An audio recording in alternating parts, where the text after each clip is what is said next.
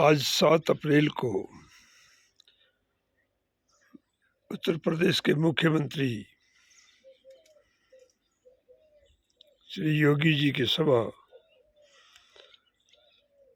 लाखनी में हुई। लबोलबाब उनके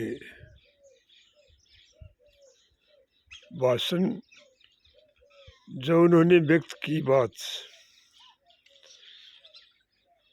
वो देश को जोड़ने वाली बात नहीं थी।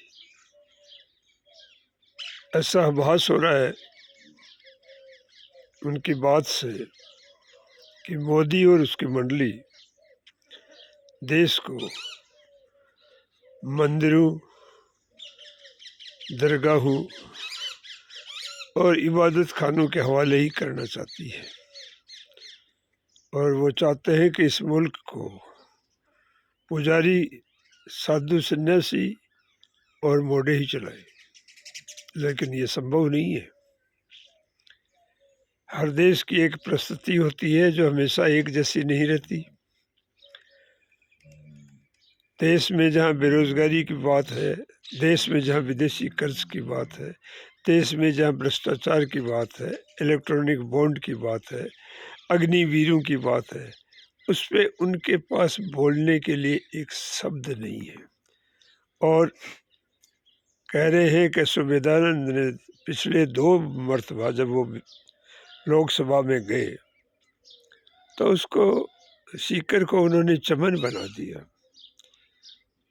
सीकर में कोटा के बाद सबसे ज़्यादा शिक्षण संस्थाएं हैं। जितने सरकारी स्कूल हैं या हॉस्टल हैं, चाहे वो उच्च जाति की हो चाहे ओबीसी की हो,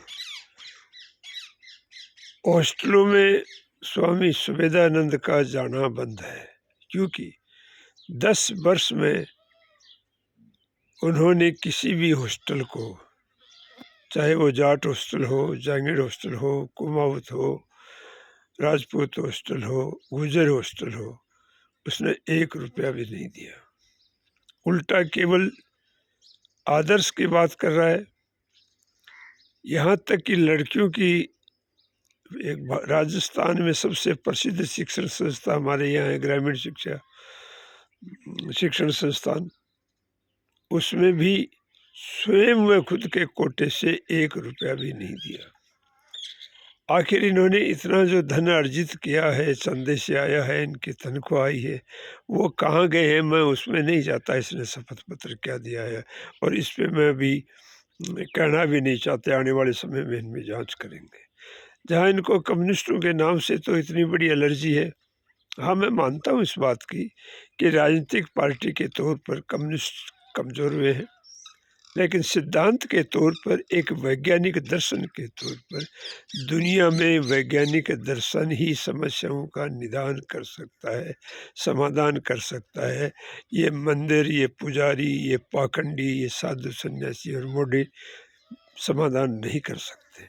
इसलिए मेरा अनुरोध है कि कम से कम देश को गृहस्थियों के हाथ में सौंपना आवश्यक है, और गृहस्थियों के हाथ में नहीं सौंपोगे तो समाज से जो समाज की जिम्मेदारी से जो दूर भगता है, वो राख लगा लेता है, कोई भगवा पहन लेता है, उसमें कोई बहुत जोर नहीं आता, वो समाज के भगोड़े लोग हैं।